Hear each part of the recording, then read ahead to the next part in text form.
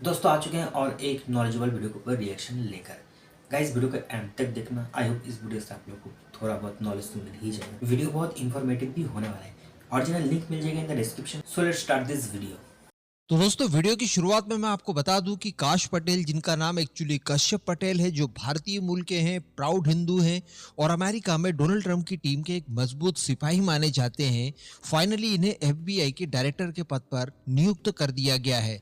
पिछले समय हम लोगों ने सुना था कि इन्हें सीआईए के प्रमुख के तौर पर स्थापित करना चाहते हैं डोनाल्ड ट्रंप, लेकिन ऐसा तो खैर नहीं हुआ। उसके बाद एफबीआई के डायरेक्टर के पद के लिए इनकी दावेदारी प्रमुखता से मानी जा रही थी और अब फाइनली खबर निकल कर आ गई है कि इन्हें इस पद पर बैठा दिया गया है। अब बात कर ली जाए दोस्तों ब्रिक्स ग्रुप की, और खासकर यहाँ पर जो डी डॉलराइजेशन के प्रयास किए जा रहे थे उसको लेकर, क्योंकि डोनाल्ड ट्रंप ने स्पष्ट तौर पर यह चुनौती दे दी है कि अगर किसी भी तरह से ब्रिक्स ने आड़ी तिरछी चाल चलने की कोशिश की और यहाँ पर डी डॉलराइजेशन के प्रयास किए, तो बिल्कुल इस बात को गार्ड मान लीजिए कि हम लोग 10, 20 या 30% नहीं बल्कि 100% टैरिफ मर देंगे। यानी आपके जिस उत्पाद की कीमत 100 रुपए है और आप अगर उसे अमेरिकन मार्केट में उतारना चाहते हैं तो 100 रुपए टैरिफ भी जोड़ लीजिए, तो उसकी कीमत सीधे सीधे 200 रुपये हो गई।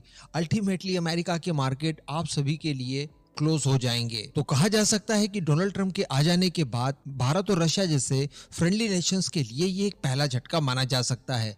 हालांकि इन सब के लिए हम लोग प्रिपेयर भी थे। देखिए, इस बार का जो ब्रिक्स समिट किया गया था रशिया में, वहां पर प्रमुखता से जोर दो चीजों को दिया गया। एक तो आपसी ट्रेड, जिसमें सप्लाई चेन के साथ साथ डी डॉलराइजेशन का एक प्रमुख मुद्दा था। यहाँ पर व्लादिमीर पुतिन द्वारा वो फोटो आपको याद होगा जब वो ब्रिक्स करेंसी लहराते हुए दिखाई दे रहे हैं, वो एक इशारा था जो बाइडेन को कि देखिए, अगर आपकी गवर्नमेंट कंटिन्यू होती है, आप ही जीतते हैं और आप इसी तरह से हमें परेशान करने की कोशिश करते हैं, तो निश्चित तौर पर हम लोग डी डॉलराइजेशन के प्रोग्राम को आगे बढ़ाएंगे। और दूसरा महत्वपूर्ण कारण था ब्रिक्स को एकजुट करना, इसका एक्सपांशन करना और आपसी मतभेद भुलवाना, जिसमें चाइना और भारत के बीच में जो मतभेद थे वो दूर होते हुए हमें दिखाई दिए। अब अगर यहाँ पर डी डॉलराइजेशन की प्रक्रिया शुरू होती है तो उसमें रिक कंट्री प्रमुखता से देखी जा सकती है, रशिया, चाइना और भारत। इसके साथ साथ इसमें ऑयल प्रोड्यूसर देश भी शामिल हो चुके थे।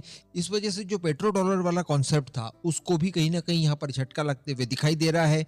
साथ ही ब्रिक्स नेशंस की बात की जाए तो ये बहुत ही मजबूत संगठन है, क्योंकि वैश्विक जीडीपी का इस समय 30% का शेयर इस समय अकेले ब्रिक्स नेशंस रखते हैं। इसके अलावा वैश्विक जनसंख्या की बात की जाए तो 40% की है, यानी जीडीपी भी अच्छी खासी है और साथ ही इनके पास मार्केट भी बड़ा है।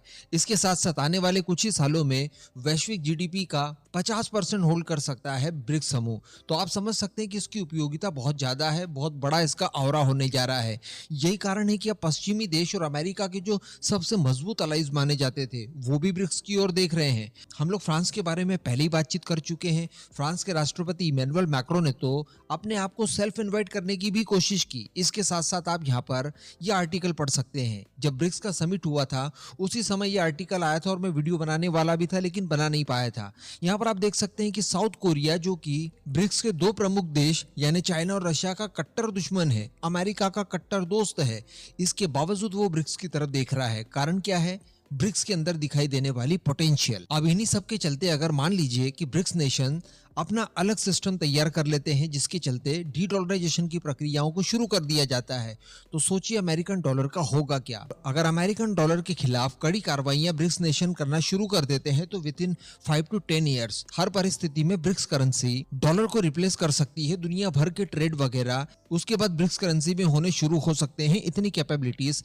ये ग्रुप रखता है। अब इन सारी चीजों को देखते हुए डोनाल्ड ट्रंप ने इलेक्शन कैंपेन के दौरान से ही कहना शुरू कर दिया था कि वो देश जो कि डी डॉलराइजेशन करने की बात करेंगे उन सभी के ऊपर कार्रवाइयां की जाएगी और 100% टैरिफ इंपोज किया जाएगा।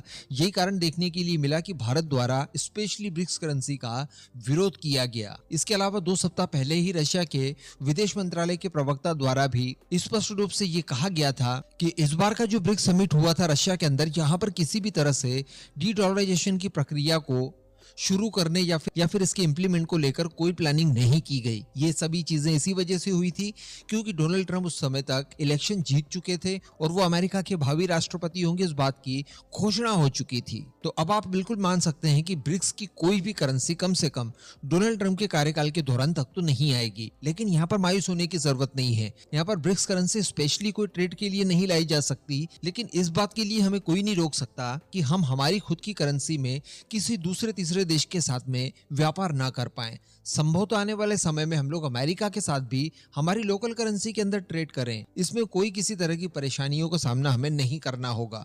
कुछ रुकावटें जरूर आएगी अप्रत्यक्ष रूप से, लेकिन भारत अगर अच्छी डिप्लोमेसी का यहाँ पर प्रदर्शन कर पाता है तो डेफिनेटली हम लोग हमारी करेंसी को और ज्यादा ट्रेडेबल बनाने के लिए और वर्ल्ड वाइड स्थापित कराने के लिए सक्षम हो सकते हैं। तो दोस्तों वीडियो तो यहाँ पे खत्म।